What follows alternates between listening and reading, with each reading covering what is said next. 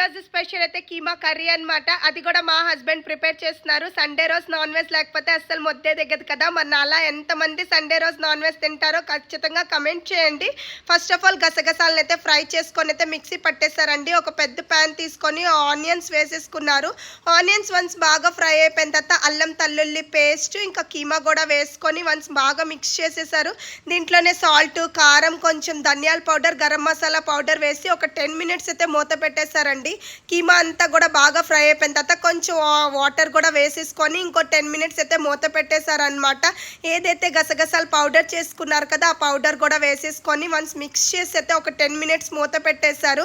Oil అంతా కూడా బాగా సపరేట్ అయిపోతుందండి. కీమాలోని కీమా కర్రీ అయితే రెడీ అయిపోతుంది అనమాట. వేడివేడి అన్నంలో కీమా కర్రీ వేసుకొని కలుపుకుంటూ తింటే సూపర్ టేస్టీగా చాలా బాగుందండి. తప్పకుండా మీరు కూడా ఒకసారి ఇలా ట్రై చేయండి. అలానే నా ఛానల్ అయితే సబ్స్క్రైబ్ చేసుకోండి.